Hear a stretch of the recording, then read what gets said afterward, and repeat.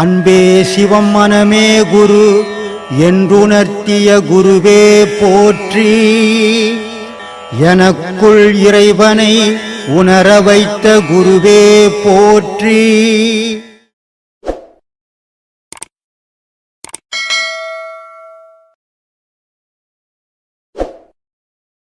பொண்டாட்டி பொண்ணு குட்டிங்களுக்கு போகிறதும் கடமை தான். ஆனால் எதிர்பார்ப்பியா திருப்பி கொடுப்பாங்க துட்டு சொல்லிச்சாங்க. கடமைன்றது நீ ஒன்றே ஒன்று வாழ்க்கையில் கஷ்டப்பட்டு மட்டும் காரணமாக்காத. கடமை ஒருத்தருக்கு 100 ரூபாய் கொடுத்தேன். இந்த அம்மா வந்து கேட்டாங்க, ஒரு அவசரம் அங்கெல்லாம் அப்போ அந்த அம்மாவை முடியல, ஒரு 500 ரூபாய் என்கிட்ட இருக்குது, காசு கொடுப்பாருன்னு தெரியும், வந்து கேட்டாங்க, கொடுத்தேன். ஆனால் இதை கடமை கொடுத்துட்டேன். ஆனால் அந்த அம்மா எப்போ தருவாங்க 4 நாள் அவங்க ஊட்டாண்டியே போய் சுற்றுறது, 4 நாள் போய் அந்த மாதிரியை கேட்கறது, இது பலனை எதிர்பார்க்க.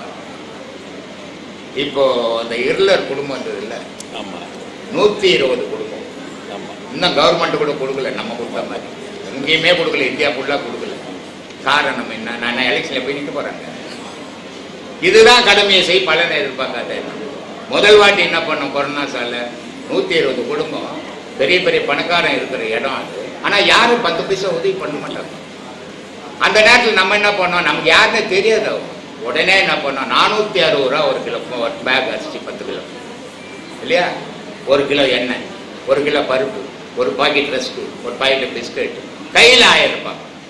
இதையெல்லாம் கொடுத்து கையில் 1000 ரூபாய் கொடுத்தோம் முதல் தடவை. சரி, பட்னாஸ் முடிஞ்சு போச்சுன்னா 2வது வாட்டி தொடர்ந்துருச்சு. அப்போ என்ன பண்ணோம், 10 கிலோ அரிசி, காய்கறி, எண்ணெய் எல்லாம் கொடுத்து ஒரு லுங்கி ஒரு புடவை கொடுத்து கையில் 1000 ரூபாய் கொடுத்தோம். இப்போ அவங்களால நமக்கு என்ன நன்மை சொல்லு? நம்ம எதிர்பார்த்து கொடுக்கலையே. அதான் இது கடமை. ஒருத்த பசியோட சாவறான், அவனை காப்பாற்ற ஆள் இல்லை, உனக்கு மனம் இருந்தது கொடுத்த கடமை. ஆனா அவங்க திருப்பி நமக்கு என்ன செய்வாங்கன்னு எதிர்பார்க்க கூடாது. அதுதான் தர்மம். அதனால சொன்னான், கடவுள் தொண்டு செய்யற, கடவுள் எனக்கு என்ன கொடுத்தாருங்க அப்படின்னு கேள்வி கேட்கக்கூடாது. எம்ஜிஆர் பாட்டில் ஒரு பாட்டு ஒன்று இருக்கும் தெரியுமா, என்னது, நாடு என்ன செய்தது என்று நினைக்காது, நாட்டுக்கு நீ என்ன செய்தன்னு. ஏன் நாட்டிலேயே இந்த கதியாக இருக்கிற கடவுள்கிட்ட அந்த கதியாக இருக்கணும் சொல்லு சாமி. அதனால கடவுள் தொண்டு செய்யறவன் எந்த பிரதிபலனையும் எதிர்பார்க்க கூடாது. அதே மாதிரி தர்மம் பண்றவன் எந்த பிரதிபலனையும் எதிர்பார்க்க கூடாது. நான் ஒரு தர்மம் பண்றேன், எனக்கு அவங்க என்ன செய்வாங்க நினைச்சீங்கன்னா அது தர்மம் கிடையாது, கடன். தர்மத்தை பண்ணும்போது பிரதிபலனை எதிர்பார்க்க கூடாது. நீ கம்பெனியில் போய் வேலை செய்த, என் கடமையை நான் வேலை செய்கிறேன், எனக்கு சம்பளம் கொடுப்பாருன்னு வேலை இல்லாத எடுத்துன்னு போயிருக்கிறான், அவன் என்ன பண்ணுவான்? உன் குடும்பத்தில் நீ 1 லட்ச ரூபாய் சம்பளம் வாங்கி எடுத்து உன் பொண்டாட்டி புள்ள குட்டிகளை போட்டுட்டா நாளைக்கு திருப்பி எல்லாத்தையும் திருப்பி கொடுத்துடுமா? கொடுப்பாங்க. நான் போட்டேன். உன் கடமையை செய்த பலனை எதிர்பார்க்கலைங்க. அது மாதிரி இறைவங்கிட்ட கடமையை செய்யணும், பிரதிபலனை எதிர்பார்க்க கூடாது. அவன் எப்போ உனக்கு கொடுக்கணுமோ உன் உழைப்பை அவன் தொடவே மாட்டான். எப்போ உனக்கு திருப்பி கொடுக்கணுமோ அப்போ திருப்பி. அதனால இறைவங்கிட்ட எந்த பலனையும் எதிர்பார்க்கக்கூடாது, உன்னுடைய செயல் மட்டும் இருக்கணும். அதுதான் உன்னுடைய கடமையை செய், பலனை எதிர்பார்க்காதுன்றது பொருள். அதுக்குன்னு நான் வேலை செய்தால் அவன் சம்பளம் கொடுப்பேனா, அவன் கொடுக்க மாட்டானா, அது நான் கேட்கக்கூடாதா அப்படின்னு கூடாது. வேலை போய் செய்தினாவே எவனும் சம்பளம் கொடுப்பான். சம்பளம் கொடுத்தா சும்மா வேலை வாங்க மாட்டான். இந்த இப்போ 4 பேர் வந்து சாமான் தொலைக்குங்கிறாங்க, 2 நாள் நேற்றம் தொலைக்குனாங்க, இன்றைக்கும் தொலைக்குனாங்க. இருளதோ அவங்களுக்கு லேடிஸுக்கு 500 ரூபாய், ஜென்ஸுக்கு 600 ரூபாய், 4 மாதமாக தொலைக்குன்னு வராங்க. எவ்வளோமா கூலி? 500 ரூபாய். 500 ரூபாய் கையில் கொடுப்பேன், 1000 ரூபாய் தனியாக ஒன்று கொண்டு கொடுத்துருவேன், 600 ரூபாய் கொடுப்பேன். ஆம்பளைக்கு எவ்வளோப்பா கூலின்னு? 600 ரூபாங்க. இந்த 600 ரூபாய் 1100 ரூபாய் தனியாக கொடுப்பேன். ஏன்? அவன் சம்பளத்திலே 200 ரூபாய் பிடிச்சிக்கிட்டு இருந்தது. அவன் கடமையை செய்கிறான், பலனை நம்ப கொடுக்கணும், அவன் எதிர்பார்க்கக்கூடாது. இதுதான் சாமி, கடமையை செய், பலன் எதிர்பார்க்கணும். அருமை சாமி. இப்போ மகான்களுக்கும் சித்தர்களும் இருக்காங்க, இவங்க எல்லாருமே வந்து கடவுளை தேடி தான் வராங்க. இதில் வந்து சிவன் அடியார்கள்ட்டு ஒருத்தவங்க வராங்க இல்லைங்கய்யா, சிவன் அடியார்கள்னு சொல்லிட்டு ஒருத்தவங்க. இப்போ அவங்க வந்துட்டு ஒரு சிவன் ராத்திரி இந்த மாதிரி வரும்போது மட்டும்தான் சிவனை கும்பிடுறாங்க, சிவனுக்கு தேவையானதெல்லாம் செய்கிறாங்க.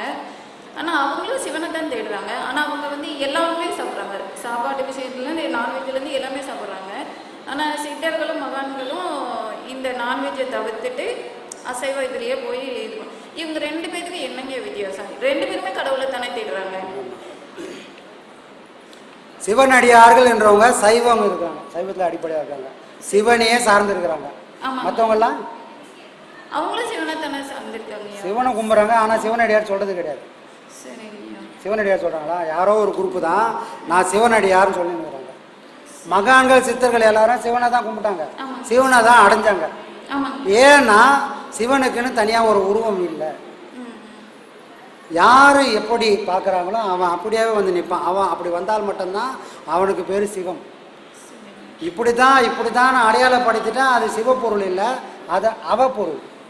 அவம்னா அது சிவம் இல்லைன்றது தான் அவம், அது இல்லைன்றது தான் உண்மையான சிவக்கோலம். எப்படின்னா நீ எந்த வடிவத்தில் பார்த்தாலும் எந்த கோலத்தில் பார்த்தாலும் அப்படியே வந்து நின்னால் அதுக்கு பேர் சிவம்.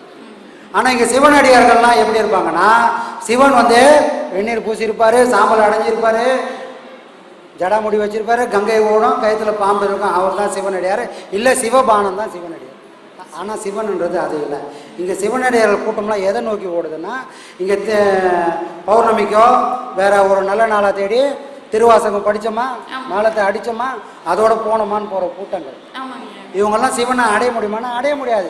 ஆனால் அவங்களுக்கும் ஒரு ஆசை இருக்கு, ஆனால் வழி தெரியல. திருவாசகம் எல்லாத்தையும் சொன்னவர் கடைசியா என்ன வார்த்தை சொன்னாரு?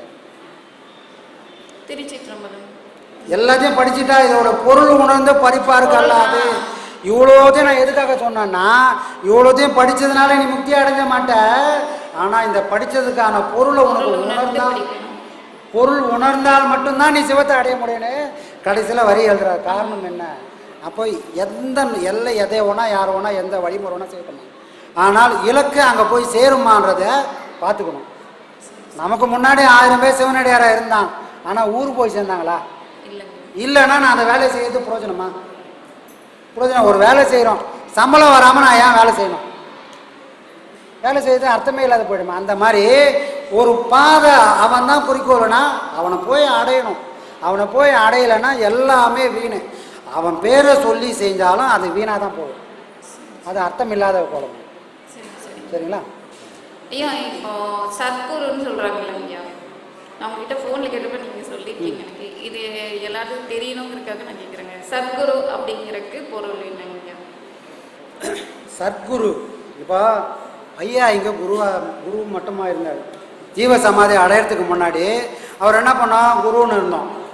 அப்போ அவருக்கு முன்னாடி நாம் எல்லாரும் சீடர்களாக தான் இருந்தோம். அங்கே வேறு யாரும் குருக்கள் கிடையாது, எல்லாம் உபதேச குருமார்கள். ஐயா சொன்ன உபதேசத்தை கற்றுக் கொடுக்குறவங்க. ஐயா சமாதி ஆகிட்டார்.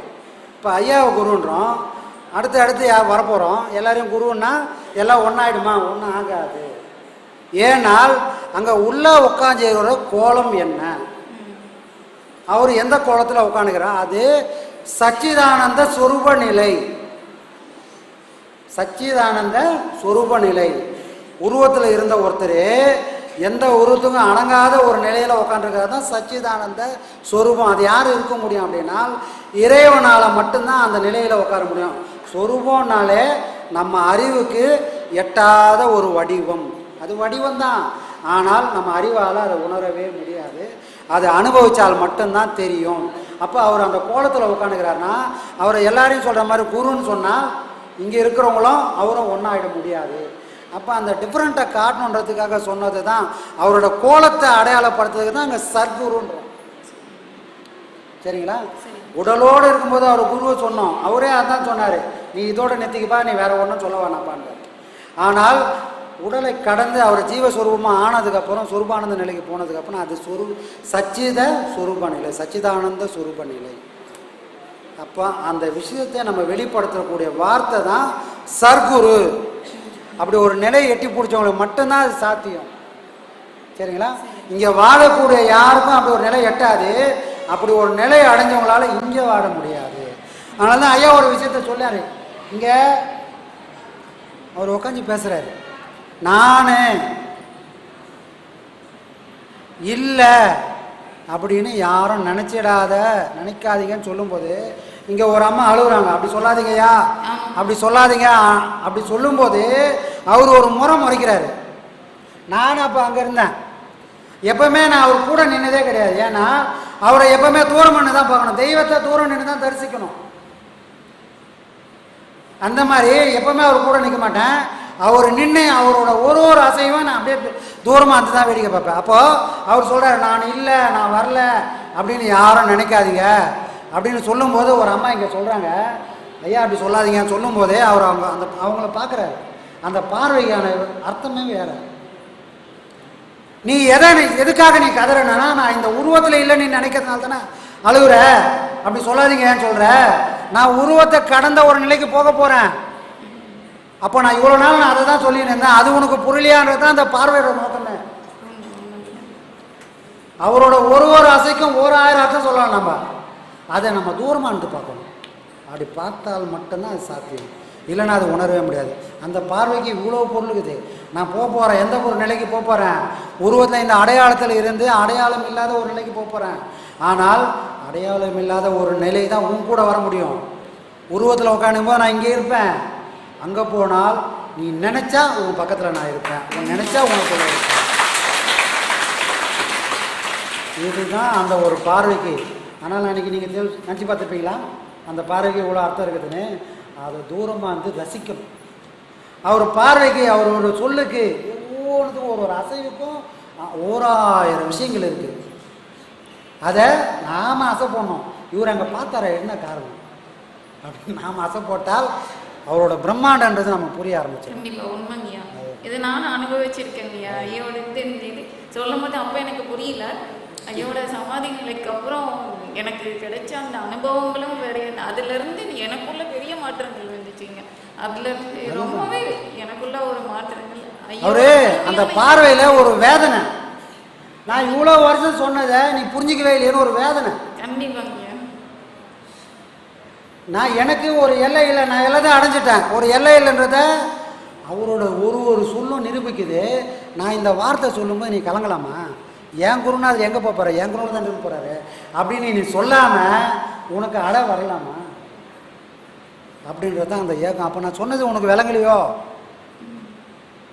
அப்படின்னு அந்த ஏக்கமும் அதில் இருக்குது. கோபமும் இருக்குது, அந்த ஏக்கமும் இருக்குது. அப்போ நம்ம குருநாதர்ன்றவர் வேற. நம்ம அறிவை கொண்டு அதை சிந்திக்கவே முடியாது. அதனால தான் நம்ம குரு பூஜை பண்ணது கூட நம்ம குருநாதருக்கு பண்ணணும்னு நினச்சி பண்ணியிருந்தால் அது நல்லா இருந்திருக்காது. அவரோட குருநாதருக்கு பண்ணால் எப்படி இருக்கும்? நம்ம முதல்ல சிந்திச்ச விதமே, அவருக்கு ஒரு குருகிறார்ப்பா, அந்த குருநாதருக்கு அவர் பண்ணால் என்ன பண்ணுவார் அப்படின்னு யோசிச்சதோட விளைவு தான் இவ்வளோ விஷயம். அதனால தான் அவர் பண்ணார், நாங்கள் பண்ணலன்னு சொல்கிறது காரணமே தான் நம்மளோட. அதுதான் ஒரு விஷயத்தையும் ஒரு எல்லையை தாண்டி போய் பார்க்கணும். இந்த வீட்டில் இருந்து பார்த்தா ஒரு குறிப்பிட்ட அளவு தான் தெரியும், இந்த மாடியில் போனால் ஒரு குறிப்பிட்ட அளவு தெரியும், இந்த ஆகாயத்தை தானே அதோட வியூவே வேறு. அந்த மாதிரி ஒரு விஷயத்தை, அவர் சொல்லக்கூடிய விஷயத்த அந்த கோணத்தில் என்ன பார்த்தா ஒரு விஷயமா, அவரு சொன்னால் அவர் யோசித்தா எப்படி இருக்கும் அப்படின்னு நாம் யோசித்தா அவரோட விரிவே வேறு மாதிரி இருக்கும். அது ஆகாயம் மாதிரி நீண்டுக்கினே போகும்.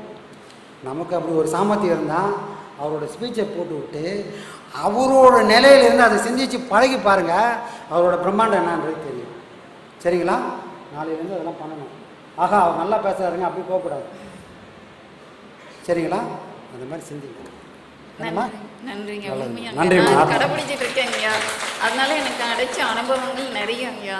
ஐயா பற்றி அவர் இருக்கும்போதே விட சமாதி நிலைக்கு அப்புறம் என்னோட நிலைகளும் மாறிச்சு, என்னோட ஆக்டிவிட்டிஸ் ஃபுல்லாக ஐயாவை பற்றி முழுமையாக புரிஞ்சுக்கிட்டேங்க. அதில் இன்னொன்று அனுபவிச்சுட்டுங்க, ஒவ்வொரு செகண்டும் நான் அனுபவிச்சுட்டு இருக்கேங்க. நல்லது நல்லது. நன்றிங்க. நல்லா பாடம் பண்ணுங்க. கண்டிப்பாக. சந்தேகத்துக்கு வேலையே கிடையாது. கண்டிப்பாக. பாடத்தை பண்ணீங்கன்னா தெளிவுகள் தானாகவே கிடைக்கும். கண்டிப்பாக. சரிங்களா? நல்லது. நன்றிங்க. ஆத்மா.